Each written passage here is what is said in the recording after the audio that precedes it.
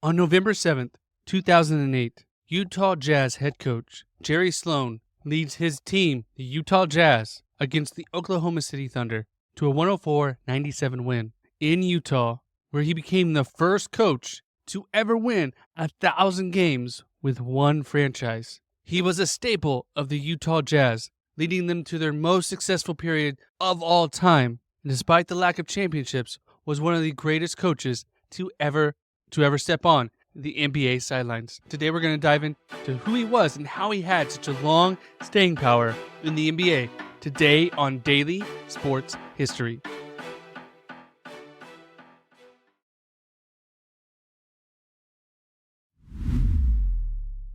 Welcome to Daily Sports History. I'm Ethan Reese, your guide as you daily learn more about sports history, increasing your sports knowledge. As today we're going to learn about Jerry Sloan.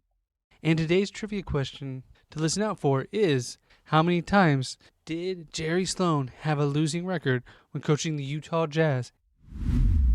Now, Jerry Sloan was born in Illinois and was the youngest of 10 children, raised by a single mother after his father died when he was just 4 years old. And he lived on a farm, would do farm chores at a young age, waking up at 4:30 in the morning, and then after doing his chores would walk 2 miles to get to school, just to get there by 7 a.m. to be on time for basketball practice. This just shows the grit he has and the work ethic he developed at such a young age out of necessity that helped lead him to greatness. And he ended up graduating in 1960 and was named to the Illinois All-State team. And he would go on to play basketball for the Evansville Purple Aces in Evansville, Indiana. He would become the Player of the Year in the Indiana Collegiate Conference 2 times and become a 3-time All-ICC selection. And he was so good, even though he was at a Division II college, he was able to get drafted 19th overall in the 1964 draft by the Baltimore Bullets. But at the time, you could be drafted without declaring for the draft. So he decided to stay another year in college, leading the Purple Aces to their second consecutive Division II national title. And then he would go on to be selected 4th overall the following year by the Baltimore Bullets again. They seemed to really like him. Despite that, though, the following year in 1966, the Chicago Bulls were given an expansion team, and as part of the expansion draft, they selected Jerry Sloan, where he became known as the original Bull, known mainly for his defensive prowess, as he was a first-team all-defensive player 4 times and second-team player twice, and was an all-star for the Bulls 2 times. And he finished his career averaging 14 points, 7 rebounds, and 2.5 steals a game. He was a great player for the team and helped usher in the Bulls to the league, but he would retire after the 1976 season, where he actually took a job at Evansville, his alma mater, to try to help them out, as their basketball team and their coaching staff was killed in a plane crash. And he helped and get the Evansville team back up again. But 2 years later, he would go back to join the Bulls, become a scout, and then become an assistant, and work his way up to be the head coach for a little over 2 seasons, having a record of 94-21, and would be let go before the end of his 3rd season.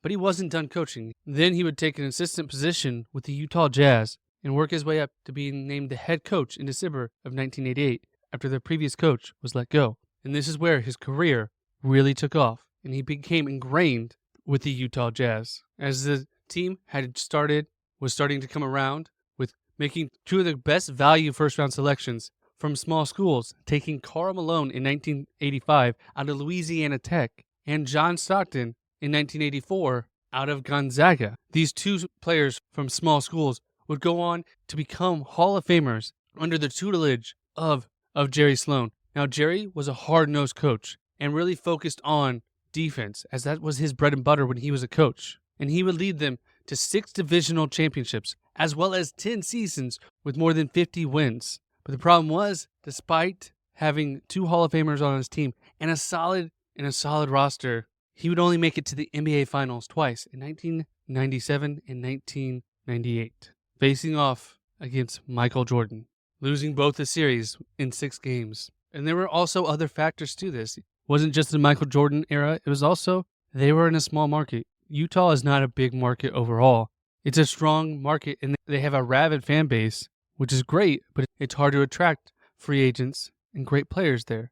Karl Malone and John Stockton were homegrown talents that helped lead the team farther than they've ever been, as the Utah Jazz have never won a championship. But they faced other likes, such as Magic Johnson and the Lakers, Hakeem Olajuwon and the Rockets, Tim Duncan and David Robinson of the San Antonio Spurs. And then the Lakers came around again with Shaquille O'Neal and Kobe Bryant. These great teams in the West helped keep the Jazz as a good team, but they just could never get over that hump. In his 23 years with the Utah Jazz, he never had one losing season of his entire career with the Utah Jazz. The worst he ever finished was .500, winning 41 games in 2005. Even after transitioning from two superstars after Karl Malone and John Stockton retired, he was able to transition with new players and continue to have success because he created a team culture and a strong work ethic that resonated around the whole team that helped them always be a consistently hard challenge to fight. And he had loyalty and trust from the ownership and was able to build a relationship with most of his players that created respect overall.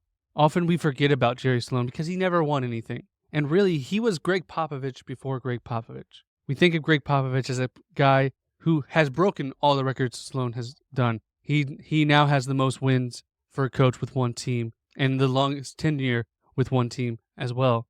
But Sloan showed how if you keep consistency, that's what you need to win. Even though he didn't win the big game, it really allowed the chance for them always to win. If you are in the playoffs, there's always a chance. And luck of the draw didn't fall their way in any of those times. It happens, sadly, to a lot of teams. But if you're not there, you can't win. And despite the success he had through all his seasons in 2011, he started to have issues with his star player, Darren Williams. And this caused strife between the team, and Sloan was just ready to walk away. And he resigned on February 10th, 2011, mid-season, ready to move on to a new life.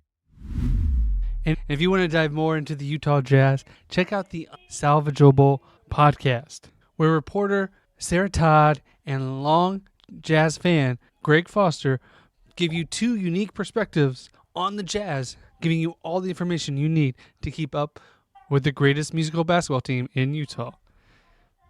If you enjoyed today's episode, please like and subscribe wherever you're at. That way you do not miss another episode. And today's trivia question to listen out for is, and the answer to today's trivia question, how many times did Jerry Sloan have a losing record when coaching the Utah Jazz? And the answer is 0. The worst record he ever had was going .500 one time in his career with the Utah Jazz.